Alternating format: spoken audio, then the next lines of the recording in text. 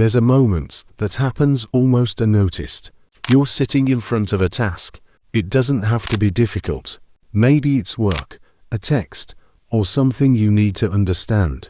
At first, everything's fine. You engage. You try to concentrate.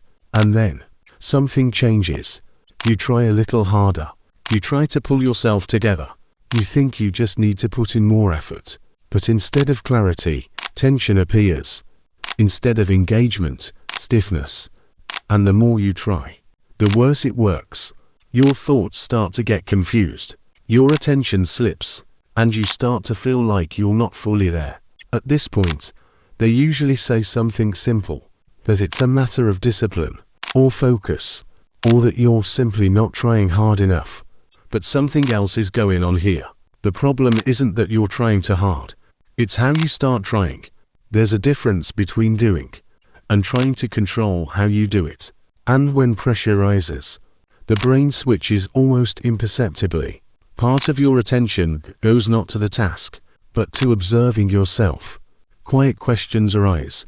Am I doing this right? Why is this taking so long? Shouldn't it be easier? They're not loud, but they're constant, and your attention is divided. On the one hand, you're trying to do it. On the other, you're checking yourself. And because of this, the process begins to break down. What used to flow naturally becomes tense. Psychologists describe this simply. When the brain feels even the slightest pressure, it switches from execution mode to control mode. It sounds like I'm trying harder, but in reality, you're starting to interfere with the process itself. And here's where the paradox arises. The more you try to do things right, the harder it becomes to just do them. From the outside, it looks like procrastination or a loss of focus. But if you look deeper, it's not weakness, it's a defense.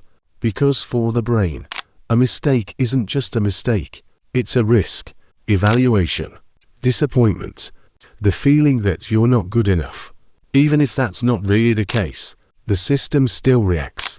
It starts to be cautious, checking, restraining, not because there's something wrong with you, but because it's trying to protect you.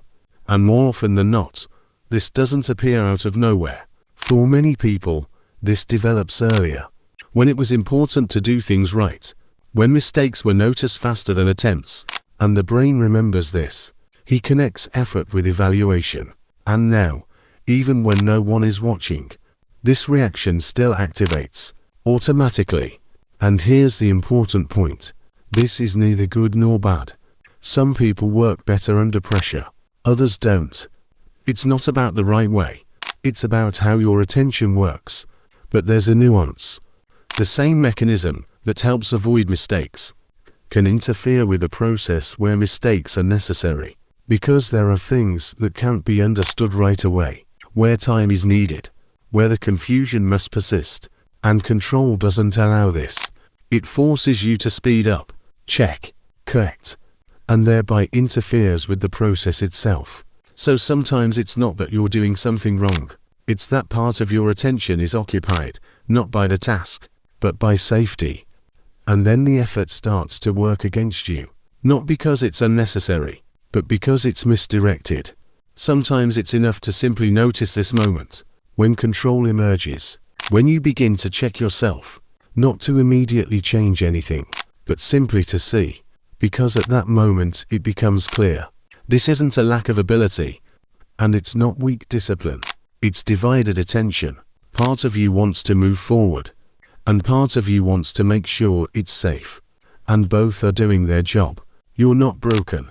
Your system is simply doing what it's learned, and maybe it just doesn't always need to do it with the same intensity.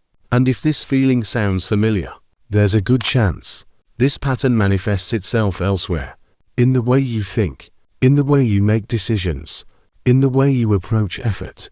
And sometimes, simply observing this is enough for something to start changing.